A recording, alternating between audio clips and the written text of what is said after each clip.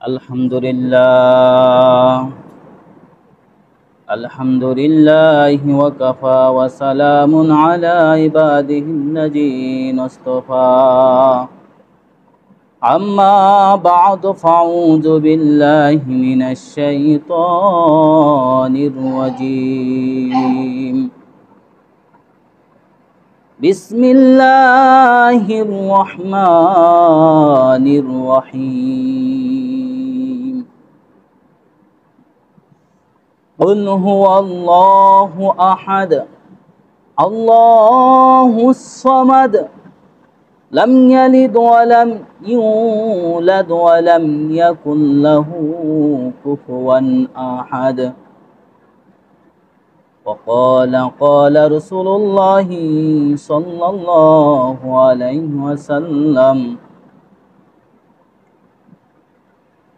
أكثروا ذكر هذه من لذات الموت والصلاة على النبي صلى الله عليه وسلم اللهم صل على محمد وعلى آل محمد كما صليت على إبراهيم وعلى آل إبراهيم إنك حميد مجيد اللهم بارك على محمد وعلى آل محمد كما باركت على إبراهيم وعلى آل إبراهيم إنك حميد مجيد সম্মানিত মুসলিয়ান ইকরাম, মহান আল্লাহ পাকের নিকট লক্ষ কোটি গুণ শুকর আদায় করি যে আল্লাহ পাক আমাদেরকে পবিত্র জুমার নামাজ আদায় করার জন্য আল্লাহ পাকের প্রিয় ঘর মসজিদ সেখানে আসার এবং বসার তৌফিক দান করেছেন। এজন্য সকলের অন্তরস্থল থেকে একবার শুকরিয়া আদায় করে আলহামদুলিল্লাহ। আল্লাহ পাক আমাদের উপর অত্যন্ত মেহেরবানি করেছেন, আমাদের উপর দয়া করেছেন বিদায় আমরা জুমার নামাজ আদায়ের জন্য আমরা আসতে পেরেছি, অন্যথায় আমরা আসতে পারতাম। কোরআনুল কারীম থেকে ছোট্ট একটি সূরা তিলাওয়াত করেছি, সূরাতুল ইখলাস। সূরার নাম কি? সূরাতুল ইখলাস। মুশরিকরা, অগ্নি পূজক, চন্দ্র পূজক মুশরিকরা রাসূল করিম সাল্লাল্লাহু আলাইহি ওয়াসাল্লামের নিকট গেছে। মুশরিকরা রাসূল করিম সাল্লাল্লাহু আলাইহি ওয়াসাল্লামের নিকটে যা বলতেছে, ইয়া মুহাম্মদ সাল্লাল্লাহু আলাইহি ওয়াসাল্লাম, হে মুহাম্মদ তোমার রবের বংশ পরিচয় কি? নাউজুবিল্লাহ বলেন। তোমার রব কি দিয়ে বানানো? কোন জিনিসের তৈরি তোমার রব? তুমি যে রবের দাওয়াত দাও, তোমার রবকে কোন জিনিস দা বানানো হয়েছে, তার বংশ পরম্পরা কি? আপনারা দেখবেন যারা মুশরিক শিরক করে, বিভিন্ন মূর্তি পূজা করে, অগ্নি পূজা করে, চন্দ্র পূজা করে, তারা অনেক সময় এরকম তামা দিয়ে, পেতল দিয়ে, স্বর্ণ দিয়ে, কষ পাথর দিয়ে মূর্তি তৈরি করে। দেখছেন এগুলো ছোট্ট মূর্তি থাকে, এগুলো তারা বিভিন্ন সময় বিভিন্ন জিনিস দিয়ে মূর্তি বানিয়ে তারপর ছোট্ট একটা মূর্তি কাছে রাখে। ছোট্ট একটা মূর্তি কি করে? কাছে রাখে। কথা তো আপনারা মনে বুঝতেছেন না। আমাদের নবীর কাছে জিজ্ঞাসা করছে তোমার রবের পরিচয় দাও, তুমি যে রবের দাওয়াত দাও এই রব কি দিয়া বানানো? নাউজুবিল্লাহ বলেন। কারণ কি? এরা হলো অগ্নি পূজা করে। কি পূজা? অগ্নি বোঝেন? আগুন। মুশরিক যারা আল্লাহর সাথে শিরক করে, সৃষ্টিকর্তার সাথে শিরক করে, এদেরকে মুশরিক বলা হয়। বিভিন্ন বস্তুর পূজা করে, যে জিনিসকে তারা বেশি মহব্বত করত ওই জিনিসের একটা মূর্তি বানিয়ে তারপর তাদের কাছে রাখত। এই মুশরিকরা রাসূল করিম সাল্লাল্লাহু আলাইহি ওয়াসাল্লামকে প্রশ্ন করেছে। সেই প্রেক্ষাপট অনুযায়ী, সেই কারণেই আল্লাহ পাকে সূরাতুল ইখলাস নাজিল করলেন। সূরা ইখলাসের ভিতরে প্রশ্ন করছে রাসূলের কাছে। রাসূল করিম সাল্লাল্লাহু আলাইহি ওয়াসাল্লাম জবাব দিলেন না, আল্লাহ পাক নিজেই তার রবের পরিচয় দিয়া দিলেন। সুবহানাল্লাহ। রাসূল করিম সাল্লাল্লাহু আলাইহি ওয়াসাল্লামের কাছে প্রশ্ন করছিল তোমার রবের পরম্পরা কি, কোন জিনিস দিয়ে বানানো, বংশ পরিচয় কি? আল্লাহ পাক বলতেছেন, হে নবী কুল, আপনি বলে দিন, কুল হু আল্লাহু আহাদ, আল্লাহ অদ্বিত, আল্লাহ এক, আল্লাহর কোনো শরীক নাই। আল্লাহ হোসেন হু আহাদ, তিনি এক। সুবহানাল্লাহ বলেন। আল্লাহ অদ্বিতীয়। আল্লাহ কি? অদ্বিতীয়।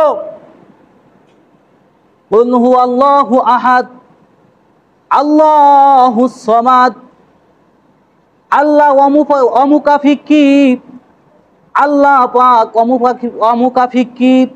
আল্লাহর কোনো জিনিস প্রয়োজন হয় না, রবের কোনো জিনিস প্রয়োজন হয় না। বিনা প্রয়োজনে আল্লাহ পাক সব কিছু মিটাইতে পারেন। সমাদ বলা হয় কাকে? তাফসীরের পরিভাষায় সমাদ বলা হয়, সমাদ এমন জিনিস যার অন্যের কোনো সাহায্য লাগে না, অন্যের কোনো সাহায্য লাগে না। এই পৃথিবীর বুকে যেই হোক না কেন সবার সহযোগিতা লাগে না, সাহায্য লাগে না। সমাজ শব্দের অর্থ তাফসীরের পরিভাষায় সমাজ এমন জিনিসকে বলা হয় তিনি অমুকাফিকি, তার কোনো সাহায্য লাগে না, সহযোগিতা লাগে না। এবার আমরা আসি, সমাজ তার নিজের শক্তিতে সমস্ত জিনিস করতে পারেন। সুবহানাল্লাহ। এই সমাজ নাম হলো আল্লাহ পাকের। সমাজ নাম কার? আল্লাহ পাকের। আমরা অনেক সময় বলি যে কোনো মাধ্যম ছাড়া কোনো জিনিস হয় না, এই কথা বলি না? না বলি? অনেক সময় বলি না? আসলেও দেখেন, মানুষের ভিতরে এই এলেম জ্ঞান ভান্ডার এমন একটা জিনিস, মানুষের আত্মা হার্ট এটাকে সতেজ করে রাখে, এটাকে শক্তিশালী করে রাখে। সুবহানাল্লাহ। সঠিক এলেম যদি না থাকে নিষ্ফল, ওই মানুষের কোনো মূল্য থাকে না, কোনো দাম থাকে না, তার ভিতরে যদি সঠিক কোনো এলেম না থাকে। অনেক ব্যক্তি আছে ডাক্তারের কাছে গেছে রোগ সারানোর জন্য, ডাক্তার যেই রুলস দিয়েছে, যেই থিওরি দিয়েছে, সেই থিওরি সে অমান্য করে নিজ থিওরির মতো চললে তাহলে কি রোগ কি ভালো হইব নি? আপনারাই বলেন, ভালো হইবে? ডাক্তার বলছে আপনি অ্যান্টিবায়োটিকটা 7 দিন পর্যন্ত খাবেন। কয়দিন? 7 দিন। পাওয়ারই ওষুধ, সে ভাবছে আমার এই ওষুধ, আমার টাকার কেনার, আমারই খাইতে হবে, তো সব তো আমারই, আমি একদিনে খেয়ে ফেলাই, আমি একদিনে খেয়ে ফেলি, কাজ হইবে? কোনো কাজ হবে না। তাহলে যেই কোনো জিনিসের ভিতরে যদি আমি আমার একগুঁয়ামি করি, আমার নিজের রুলস সৃষ্টি করি, দুনিয়ার ক্ষেত্রেই যেহেতু সঠিক হচ্ছে না, স্বাভাবিক একটা অসুখের ক্ষেত্রে আমি ওষুধটাই তার রুলস মানলাম না, আমার ভিতরে ক্ষতি ঢুকে গেল। তা আল্লাহ পাকের যে রুলস ওইটা যদি আমি না মানি তাহলে তো আমার ইমানই থাকবে না, আমার ইমানেই থাকবে না বন্ধুগণ। যারা বলেন যে কোনো মাধ্যম ছাড়া কিছু হয় না, দুনিয়ার বুকে যতগুলো ধর্ম আছে সমস্ত ধর্ম পণ্ডিতের সাথে আপনি জিজ্ঞাসা করে দেখবেন, সমস্ত ধর্ম পণ্ডিতরা স্বীকার করে পৃথিবীর মেন মালিক একজন। মেন কেটা? একজন। তাহলে তোমরা এত কিছুর পূজা করো কেন, এত কিছুর গুণগান করো কেন? এইগুলা হলো মাধ্যম। এগুলা হলো কি? মাধ্যম। ও বন্ধুগণ, আপনি একজন মুসলমান, আমি একজন মুসলমান, আপনিও যদি আর আমিও যদি সেই কথা বলি যে মাধ্যম লাগতেছে, তাহলে সেই অমুসলিম আর মুসলিমের মধ্যে পার্থক্য রইল কি? মনে রইল? তারাও সৃষ্টিকর্তা একজন স্বীকার করে। কারণ আমরা যেরকম হুজুর, আমরা এরকম ওদের অনেক ধর্ম পণ্ডিতের সাথে কথা বলছি, তারা সবাই স্বীকার করে সৃষ্টিকর্তা একজন, সৃষ্টিকর্তা একজন। এইগুলো হলো মাধ্যম। কাতিতে আপনার ওই কি বলে লক্ষ্মীর পূজা করতে দেখবেন, কাতিতে বসে দেখবেন, দেখবেন না ওই ওই লক্ষ্মীর পূজা করবে তারা, লক্ষ্মীর যখন সিস্টেম আসে তখনই, ঠিক না? কালী পূজার যখন দিন আসে তখনই কালী পূজা করবে, অন্য পূজা কিন্তু তারা করবে না। কিসের জন্য? তাদের রুলস অনুযায়ী। এটা ইসলামের রুলস না, তাদের রুলস অনুযায়ী কালী পূজার সময় হয় নাই। কথাটা বুঝতেছেন? মুসলিম তো প্রার্থনা করে, সিজদা করে, মাথা নত করে সমাজের নিকট, সুবহানাল্লাহ বলে। আরে এক পাগল, পাগল ভিক্ষুক, সাধারণত ভিক্ষুক মানুষ আরবি ভাষায় বলে সায়েল, যে মানুষের স্বাভাবিক মস্তিষ্ক ঠিক আছে, সে কোনোদিন কারো কাছে হাত পাতে না। পাতে? হয়তো তার শারীরিক কোনো একেবারে সমস্যা আছে, অথবা ব্যক্তি সুস্থ কিন্তু মাথায় সমস্যা আছে, ঠিক না? এই একজন ব্যক্তি ভিক্ষা করে, একটু পাগলামি সমস্যা আছে মাথায়, ভিক্ষা করে, ভিক্ষা করে, তাকে সন্ধান দেওয়া হলো, এমক রাজার কাছে যাও, বাদশার কাছে যাও। বাদশাহ অনেক বিত্তশালী, মানুষের উপর দয়া করে, অনেক ভালো। বাদশার কাছে যায়া তুমি চাও, তোমার প্রয়োজন চাও, দেখবা বাদশাহ তোমার সব কিছু দিয়া দিবে। ব্যক্তি কথা অনুযায়ী কথাটা শুনে আর দেরি করে নাই, বাদশার কাছে চলে গেছে। বাদশাহ ছিল ইসলামী মাইন্ডের লোক। বন্ধু বাদশার কাছে যায়া দেখে বাদশাহ বাসায় নাই, বাদশাহ মসজিদে গেছে নামাজ পড়তে। ব্যক্তি মেলাক্ষণ মসজিদের বাহিরে দাঁড়ায় রইছে। এই পাগলা টাইপের ভিক্ষুকটা মেলার সময় মসজিদের বাহিরে দাঁড়ায় রইছে, দেখে বাদশাহ আর মসজিদ থেকে বের হয় না। সমস্ত মুসল্লিয়ানে কেরামগণ মসজিদ থেকে বের হয়ে গেছে, বাদশাহ বের হয় না। ভিক্ষুকের মনে একটু কদ্দ জেগে গেল, সে মসজিদের ভিতরে ঢুকে গেল। মসজিদের ভিতরে ঢুকে দেখতেছে বাদশাহ দুই হাত তুলে, রবের নিকট দুই হাত তুলে হাউমাউ করে কাঁদতেছে আর চাচ্ছে, আয় রব, তুমি আমার প্রতিপালক, সৃষ্টিকর্তা। তার প্রয়োজনগুলো চাচ্ছে বাদশাহ, আল্লাহর কাছে তার প্রয়োজনগুলো চাচ্ছে। ভিক্ষুক এই দৃশ্যগুলো দেখতেছে সাইটে দাঁড়ায়া। এবার ভিক্ষুক, বাদশাহ চোখ ভিক্ষুকের উপরে পড়েছে। ভিক্ষুককে বাদশাহ জিজ্ঞাসা করলো, বেচা তোমার কি প্রয়োজন, কি চাও তুমি এখানে? বলতেছে, বাদশাহ আমি আপনার নিকট আসছিলাম কিছু অর্থ ভিক্ষার জন্য, সাইল করার জন্য। আমি কিছু অর্থ আপনার কাছে চাইতেছিলাম। মেলার সময় আমি মসজিদের বাইরে দাঁড়িয়েছি, আপনি বের হন না, এই জন্য আমি মসজিদে ঢুকে পড়েছি। আপনার নিকট আমি এসেছিলাম। বলতেছে, তোমার কি প্রয়োজন? বলতেছে, বাদশাহ আমার প্রয়োজনের আগে আমাকে একটা প্রশ্নের উত্তর দেন, তারপর আমার প্রয়োজনটা বলতেছি। বলে, তোমার আর কি প্রশ্ন? বলতেছে, আপনি কেন এইভাবে ক্রন্দন করলেন? আপনি কি কেউ কষ্ট দিছে? আপনাকে কেউ কি মারছে? বাদশাহ বলতেছে, না, আমাকে কেউ কষ্ট দেয় নাই, আমাকে কেউ মারে নাই। আমি একটা রাজত্ব পরিচালনা করি।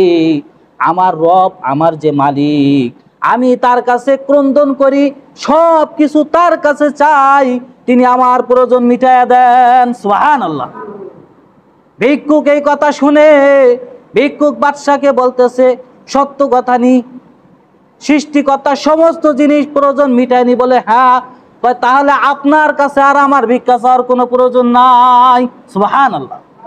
একজন পাগলা, একজন ভিক্ষুক, সেও বুঝলো যে সমাজ কি জিনিস। সমাজ কারো মুখাপেক্ষী না, কারো মাধ্যম লাগে না, সমাজ বিনা মাধ্যমে দেয়। সুবহানাল্লাহ। ভিক্ষুক পাগলা টাইপের, সেও সঠিক জিনিস বোঝার পরে অ্যাকসেপ্ট করে নিল, গ্রহণ করে নিল। আমরা তো কেউ মাথায় আমাদের ওরকম প্যারা নাই আছে? আমরা কেন বুঝি না কথা বলেন? আরে সরাসরি রবের কাছে চাইতে হয়। পীর সেও ক্রন্দন করে, করে না? বীর সেও ক্রন্দন করে, ইমাম সেও ক্রন্দন করে আল্লাহর নিকট। আপনিও ক্রন্দন করেন আল্লাহর নিকট। সমস্ত জিনিস রবের কাছে চান, সমাধান হয়ে যাবে। সুবহানাল্লাহ।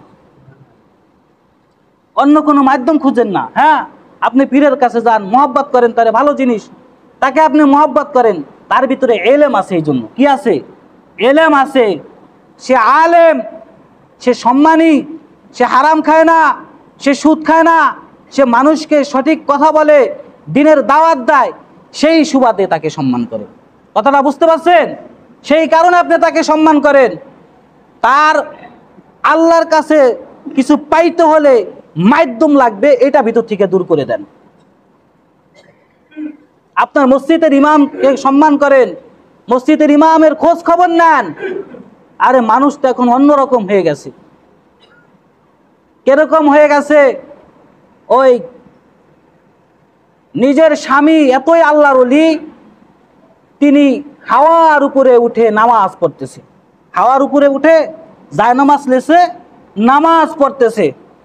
এখন ঘরের স্ত্রী বলে, তুমি কত বড় পীর হলা, দেখো না তোমার সামনে দিয়ে এক লোক, ওই যে আমার সামনে দিয়ে কিছুক্ষণ আগে এক লোক জায়নামাজ লেছে, হাওয়ার উপর দিয়ে নামাজ পড়ে গেল, তুমি তত বড় কামেল পীর হইতে পারো নাই।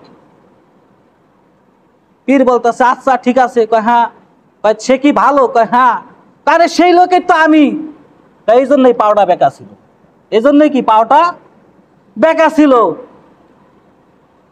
তাহলে আমরা আসলে সঠিক জিনিস বুঝি না, বুঝলেও সেটাকে গ্রহণ করি না, সেটার মধ্যে ত্রুটি খুঁজি।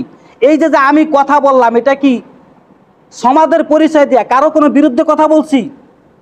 চাইতে হবে কার কাছে? রবের কাছে। আল্লাহু আহাদ, আল্লাহ অদ্বিত, আল্লাহর কোনো শরীক নাই। আল্লাহুস সামাদ, তিনি অমুখাপেক্ষী, তার কোনো সমকক্ষ, কোনো প্রয়োজন নাই, কোনো কিছু প্রয়োজন নাই। তার শক্তির ভিতরে আল্লাহুস সামাদ। এবার আল্লাহ তার পরিচয়টা দিতেছে। যেই প্রশ্ন করছিল মুশরিকরা যে তোমার রবের বংশ পরা দাও, কোন জিনিস দিয়া তোমার রব তৈরি, সেই জিনিসের পরিচয় দাও। এবার আল্লাহ পরিচয় দিতেছেন আল্লাহুস সামাদ, লাম ইয়ালিদ, তানাকে কেউ জন্ম দেন নাই। সুবহানাল্লাহ বলে। লাম ইয়ালিদ, তার কোনো পিতা নাই, তার কোনো কি নাই? পিতা নাই। লাম ইয়ালিদ ওয়ালাম ইউলাদ, তিনিও কাউকে কোনো জন্ম দেন নাই, তারও কোনো সন্তান নাই। রবের পরিচয়, রবকে কেউ জন্ম দেন নাই, রবে কাউকেও জন্ম দেন নাই। লাম ইয়ালিদ ওয়ালাম ইউলাদ ওয়ালাম ইয়াকুল লাহু কুফুয়ান আহাদ, তার সমকক্ষ, তার শক্তির কাছে সমকক্ষ কোনো জিনিস নাই, কোনো জিনিস হতে পারে না। আমরা যদি কোনো মাধ্যম খুঁজি তাহলে সেটা আমাদের জন্য শিরক হয়ে যাবে। আল্লাহ পাক মুশরিকরে কোনোদিন ভালোবাসেন না। মুশরিক জাহান্নামের অধতলে একেবারে সর্বনিম্ন স্থলে চলে যাবে। যারা শিরক করে সমস্ত গুনাহ মাফ হবে, সমস্ত গুনাহ মাফ হবে, কিন্তু যারা শিরক করে শিরকের গুনাহ মাফ হবে না। শিরকের গুনাহ